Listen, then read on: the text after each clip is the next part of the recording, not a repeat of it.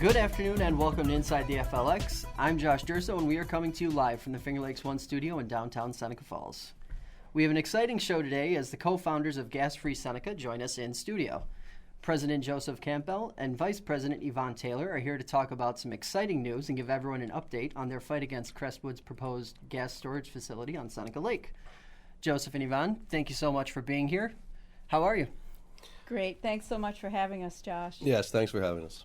Absolutely. So for people who might be a little bit out of the loop, give everyone an idea about what Gas Free Seneca is and what your roles are within the organization. Mm-hmm. Well, Gas Free Seneca is the founding organization and the lead petitioner in the legal battle against Crestwood, Houston, Texas-based Crestwood's plan to turn the Finger Lakes into the largest gas storage and transportation hub in the Northeast United States.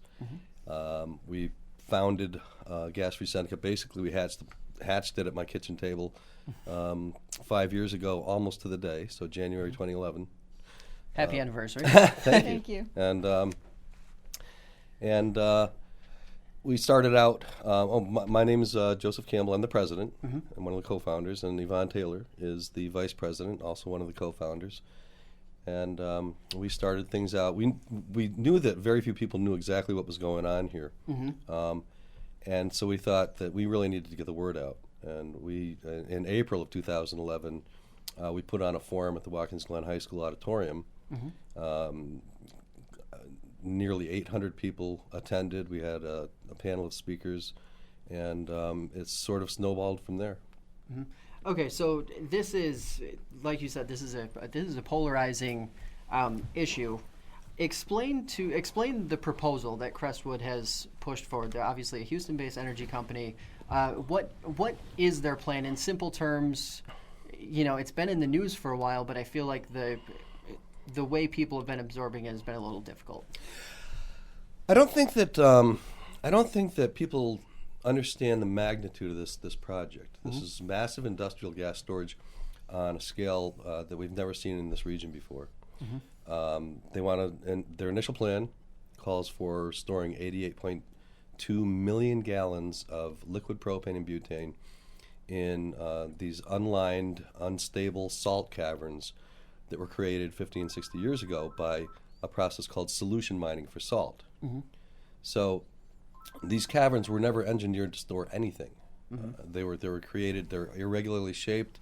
They cut through shale and salt layers. We believe that those shale layers in the cracks and crevices and afford potential migratory pathways for this gas to escape these caverns. The plan calls for the initial gas storage plus the expansion to 2 billion cubic feet of methane or natural gas in a couple of caverns. 2 giant open brine ponds on the steep hillside precariously perched over Seneca Lake, a drinking water resource for 100,000 people. Open a burning flare stack. They flare off the gas as they do the transfer of brine and gas into and out of these caverns. A truck loading and unloading depot. 6-track rail siding, industrial rail siding, where they're going to park up to 24 cars, rail cars. Those big black rail cars. They admit that about 1,785 of these rail cars are going to be crossing the trestle that spans the world-famous Watkins Glen Gorge every year. That's some serious volume. That's a lot. I mean, people really don't. I mean, 9 rail cars full of propane crossed that track or that trestle last year. So do the math. It's an orders of magnitude larger. So the volume is substantial. My question then would be, and I guess the conventional wisdom would be, that the payout for the region, especially very near to the site, would be incredible, massive even. That the case? Maybe that's not the case? That's not the case, is it? We don't think that's the case, no. we've got this Houston, Texas-based corporation that gets paid to store the gas. Mm-hmm. Okay, no, they're not paying any sales tax on this stuff.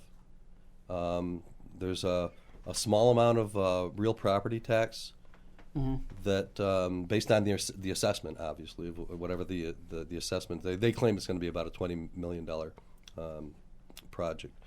So based on those figures, they're going to pay a few $100,000 in sales tax, no, or property tax rather.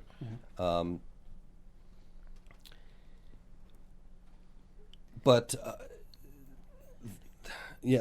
the town of Reading is going to see about $70,000 a year. Schuyler County is going to see about $250,000 a year.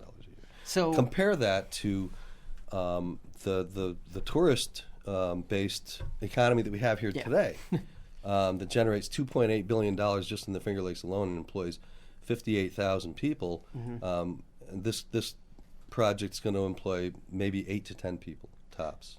Okay, so that to me, as I've been combing through the numbers and reading what you guys have been putting out there, and even reading what they've been putting out there, to me it just doesn't seem like on the jobs front there's enough of a payout to even warrant this type of, if this expansion were going to happen, it would have to be much more significant, right? Yes, it's not even worth it. And on top of that, none of the gas that's going to be stored in those caverns is actually intended for use in the Finger Lakes region.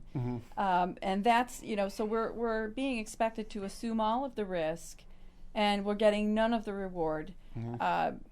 Most of according to the transportation allocation letter that Crestwood sent to the DEC, 100% of the gas that's being stored there would be sent through pipeline to Selkirk, New York, which is near Albany, and then distributed to parts of New England and possibly additional export from there. So one of the things that I've found really interesting with your guys' entire movement, I'll call it a movement, is that you really make it clear that the impact isn't just going to be in the actual Reading, Seneca Lake, Watkins Glen Cove, we'll say. Elaborate on that a little bit for us. So the Finger Lakes has developed over generations at this point, where they have worked so hard, families have worked so hard to create a Finger Lakes brand that encompasses not just Seneca Lake, but it's all of the Finger Lakes region. So, we are a very rich natural resource area with lots of culture, museums, wineries, bed and breakfasts, all kinds of art and galleries, cheese trails that thrive here. We're a world-class tourist destination. And, if you just Google the Finger Lakes, what are you going to see? You're going to see racing, fishing, swimming, all of the wonderful recreation that we have here. Our concern is that if we have one accident in this gas storage facility, you're going to Google the Finger Lakes, and what's going to come up? It's going to be not tourism anymore. It's going to be an accident. And so everybody in the Finger Lakes region is very concerned about that. And they should be. Our independent risk analyst did a study of this kind of storage and reports that there's a likelihood, if this facility does go through, that there could be a serious or extremely serious event, a 40% chance of a serious or extremely serious event within a 25-year period. So this is not just child's play. If there's even a 1 in a million chance of an accident, we don't want to take it here because it's going to destroy what people have been working generations to achieve. And so the other thing to think about is our hydrogeologist. The community hired another independent hydrogeologist to take a look at the salinity in the lake. I know you've had Steve Churchill on here talking about the salinity in the lake before. Yes. Our independent hydrogeologist determined that there was a time when they were storing propane in those caverns. It was between 1964 and 1984. Corresponding to that, there was a huge spike in salinity of the lake. And so they ended up taking that propane out of those caverns and storing them in engineered caverns rock caverns that were designed to store gas. Mm-hmm.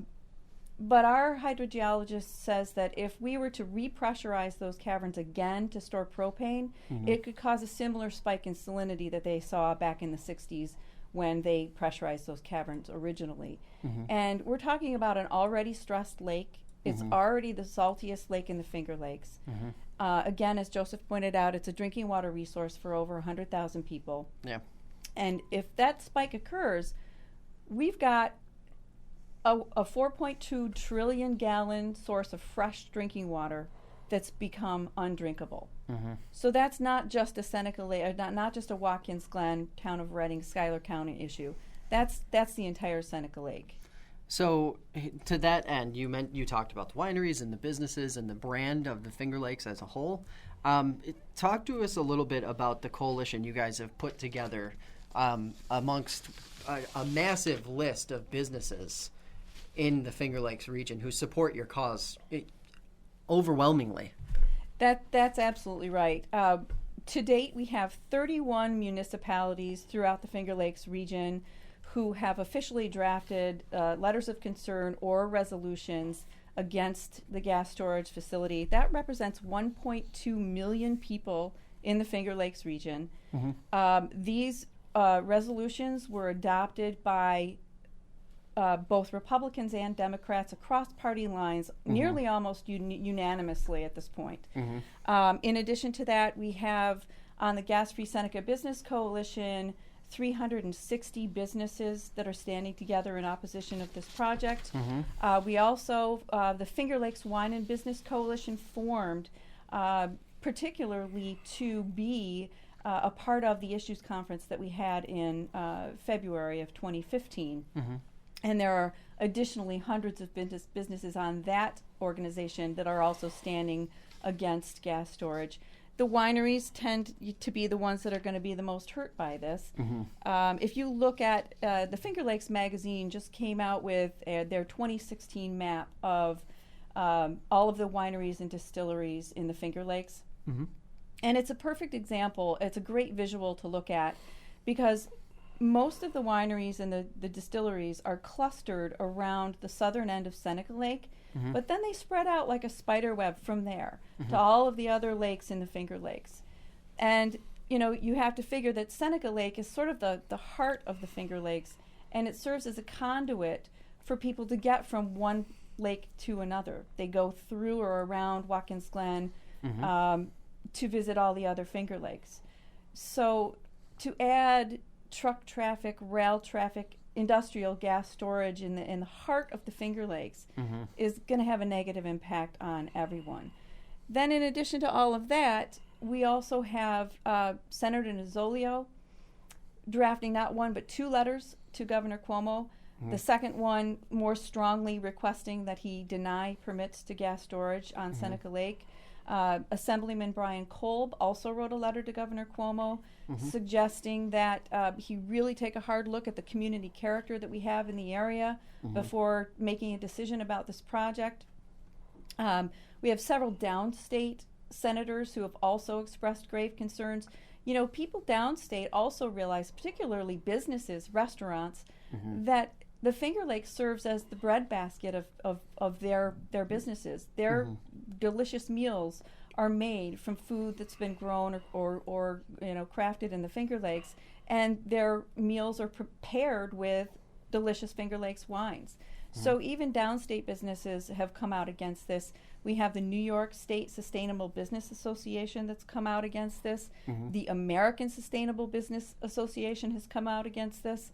The 1199 Healthcare Workers Union Mm-hmm. unanimously drafted a resolution against gas storage. We've got the Seneca Lake Pure Waters Association, Mm-hmm. who was with us during the issues conference in February, also hiring independent experts to say the same things that ours are saying, that the risks are too great. See, that's something that's, to me, that's something that's really interesting. It's not just you guys providing the research for other people to piggyback off of. There are other entities doing the same research, making the exact same findings that you are coming up with as an organization yourself. That's right. One of the interesting things that I've seen is that there's a push now, thanks to Senator Gillibrand, to actually push the Finger Lakes into a national heritage designation. Talk to us a little bit about that. Yes, we're so grateful to Senator Gillibrand. She gets what the Finger Lakes is about, and she has established an initiative for a national heritage designation in the Finger Lakes. And again, she's doing this because she realizes that the tourism industry is a $2.8 billion industry, promoting 58,000 jobs, and she wants to preserve the natural, cultural, historic resources that we have developed here in the Finger Lakes. There's more to come. I mean, we have international wine growers now purchasing acreage on Seneca Lake, and they see the potential. So, I mean, it's almost like we're in it could be a revolutionary expansion of the tourism industry if we maintain it and support it. And, other national heritage designations have experienced an economic boost of roughly $13 billion into their annual economy. And that's the kind of thing that we want to see here. We don't want to see 8 to 10 jobs going to a Texas-based gas corporation at the risk of sacrificing everything that people have worked so hard here to develop. Okay, so talk to us about one of the projects similar to this that have gone wrong before. There are plenty of examples throughout the country. They make the news every now and then, but I feel like there isn't nearly as much light shed on them as there probably should be. Talk to us about one that you really feel strongly about. Sure. Just today, it came out that Governor Jerry Brown has declared a state of emergency in L.A. Because of a Southern California gas leak in Porter Ranch.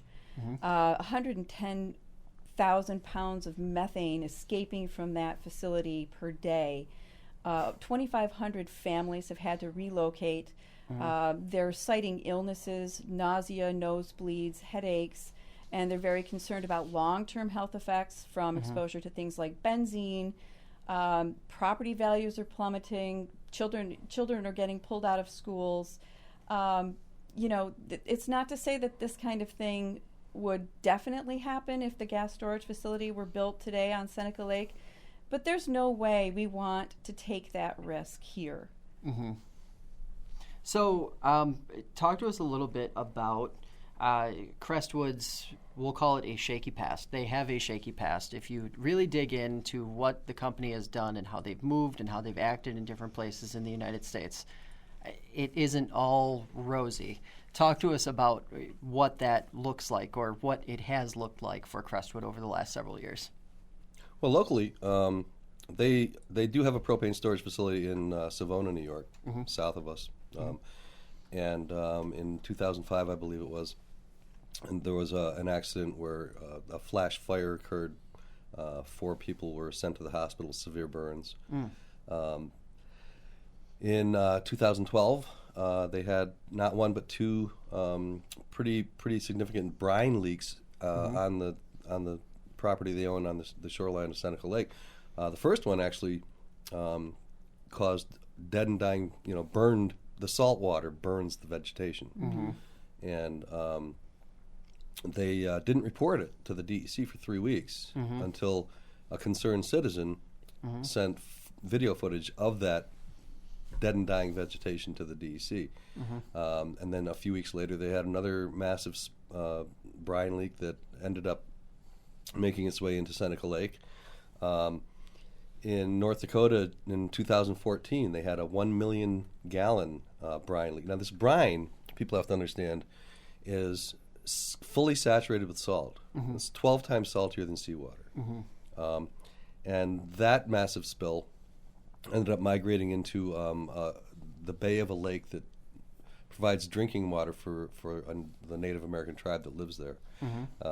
Just this past Labor Day, Yeah. Not Labor Day weekend, Labor Day. Yeah. They had a massive fire at their U.S. Salt facility that really was pretty spectacular. But I think, it's one of the busiest weekends of the year on Seneca Lake. It was beautiful weather. People were out in boats.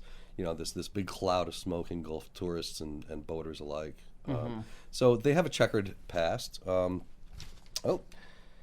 They've also they're allowed to discharge salt into Seneca Lake, and their permit from the DEC allows them to discharge, believe it or not, up to 44,000 pounds of sodium chloride every day into Seneca Lake. Already the saltiest, many times saltier than any of the Finger Lakes, and for some reason they continually, 9 of the last 12 quarters, exceed that effluent discharge. They're in violation of the Clean Water Act. So that actually piggybacks right into something else that we had talked about a little bit before. The DEC has serious concerns about this, correct? There's an actual part of the whole issue where the DEC has actually had some concerns about this particular project. Can you talk about that to any degree? Yes, thanks to all of the concerns that we've raised, the DEC took it seriously enough to hold that issues conference that we had this past February 2015. We had independent geologists, hydrogeologists, we had a risk analyst, a noise expert, a community character expert, economists all weighing in, and that was just through Gas Free Seneca, not including Seneca Lake Pure Waters Association that raised their concerns, in addition to 2 Schuyler County legislatures who also wanted to file for party status in this issues conference. So the DEC took our concerns seriously enough to have this issues conference. They appointed an administrative law judge to oversee the case, and again, this is almost a year later. He is still reviewing those expert reports. So, right now we're sort of in a holding pattern while we're waiting for the judge to make a determination as to whether those issues that we raised warrant a full hearing, in which case we would bring all of those experts back from across the country again to stand more like a trial. If the judge does not think that those issues warrant a full hearing, then we go into filing for a rehearing or an Article 78 lawsuit in which we're going to continue to fight until we send Crestwood home. So is there any sort of, maybe you guys don't, are you sort of in the dark as to like what the timeline looks like for what you guys are trying to fight, or are you just, was there a timeline at one point, or? The judge said that, originally the judge established sort of a timeline where he was going to make a decision by mid-July of this year. Well, that's come and gone. So the judge about can 7 take, months. The judge can take as long as he wants. We think no news is good news, actually. And in the meantime, it's giving us an opportunity to continue to find ways to oppose Crestwood and to strengthen our opposition, which we're doing all the time. So take your time, Judge. We're No rush here. No rush. Okay, so you've been talking a lot about railways, highways, cars, this, that, the other thing that would be carrying a lot of different things. Can our infrastructure handle that? That is probably the biggest question, because when you hear people talk about it, they think, well, we have the railways, we have the roads. Good to go, right? Not the case, right? No. Well, you live around here, you drive around here, you Yeah. know what it's like in the wintertime. Yeah. You know that these 2-lane roads, some of them are, very winding, steep. Do we want a truck loading and unloading, propane, those big propane bullet tanks on wheels running down the roads, and most of that traffic will be in the wintertime, when the propane is being used. We've already had some devastating pipeline incidents 25 years ago in Blenheim, New York. A propane pipeline ruptured.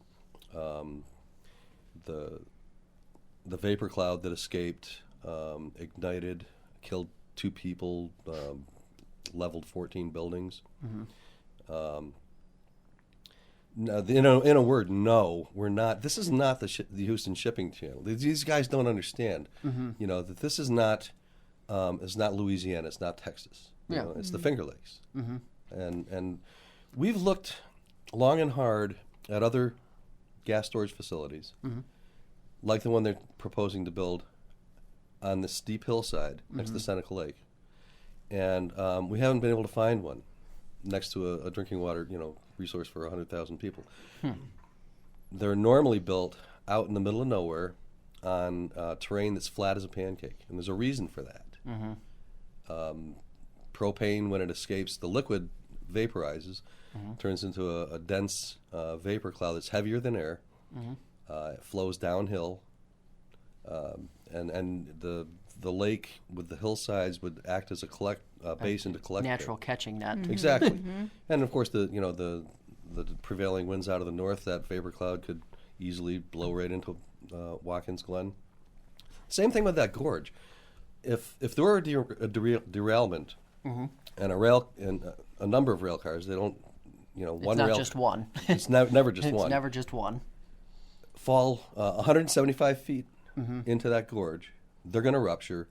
And if it happens when the gorge is full of tourists, three-quarters of a million people visited the gorge last year alone, those people would have no way out. They'd be incinerated in the fireball. It would be unimaginable, the scenario that would ensue. So, in fact, one of the Schuyler County legislators, Michael LaSalle, that filed for party status at the Issues Conference, likened it to building a movie theater with no fire escapes. Good analogy. So, at this point, you guys actually made a pretty significant announcement on Tuesday. Talk to us a little bit about that. Resell the major announcement again for us. Yeah, April of last year, we were approached by the Waterkeeper Alliance. Waterkeeper Alliance is an organization devoted to maintaining and improving water quality. And it was actually one of the founders is Robert F. Kennedy Jr. And they described how interested they were in having a presence in the Finger Lakes. And they picked Gas-Free Seneca because of the work that we've, our advocacy for Seneca Lake for, now 5 years. And we submitted a proposal, and the executive board of the Waterkeeper Alliance approved it. And so Gas-Free Seneca is also a Waterkeeper affiliate. We're going to be advocating for, because Seneca Lake has more than one issue facing it. Of course. Yep. It's not just gas storage, it's nutrient loading, it's the salinity issues, aging sewage, municipal sewage treatment plants, and we can bring the resources of this international organization, over 270 keepers and affiliates worldwide. Yep. And that gives us resources to bring to bear for Seneca Lake that we didn't have as a small grassroots organization. So we're thrilled. Seneca Lake Guardian, a Waterkeeper affiliate, will be advocating for Seneca Lake beyond the gas storage issue. Well, that's But really it's awesome. It's just one more really powerful arrow in our quiver. The one thing that we didn't mention is that we also have pro bono legal representation from one of the premier environmental law firms, Earth Justice. So, we've got Earth Justice on our side, we've got the Waterkeeper Alliance on our side, and all of the local regional places that we've mentioned, the organizations and the businesses. We feel pretty strong right now. Yeah. And we're going to just continue to grow. So, speak to that. What is for those who, they're going to go like your Facebook page, they're going to follow you on Twitter, and what is the next sort of date or step or thing or event that they should be keeping an eye out from you guys, or what's sort of on tap coming up? Well, just, stay tuned to see what the administrative law judge determines. And once that determination has been made, then we're either prepared to, bring those experts back or file a rehearing, or who knows? I mean, maybe the law judge will just say, I've looked at everything and I just don't think this is a good plan. I'm going to recommend to the DEC that this be denied. Wouldn't that be fantastic? We'd have the biggest party. There would be so much Finger Lakes bubbly floating. But yeah, we're in this all together, and we are prepared for whatever comes our way. We would encourage anybody listening to please go to our website, sign the petition asking Governor Cuomo to please deny permits to this project. We're always interested in getting more followers, so we thank you so much for having us today. Absolutely, and I want to thank you guys both for coming on. This is a really, really important issue, and I feel like the more this is talked about, the more it's put out there, the more people will realize that this is something that really does impact the entire Finger Lakes region, not just Seneca Lake. That's right. All right, so that's going to do it for us today. We're going to be back next Thursday with Newark Mayor Jonathan Taylor. Remember to like us on Facebook, follow us on Twitter, and check out fingerlakes1.com for the latest news and updates. For Joseph Campbell and Yvonne Taylor, I am Josh Durso signing off and inviting everyone to join us next week at 2 p.m. for another episode of Inside the FLX.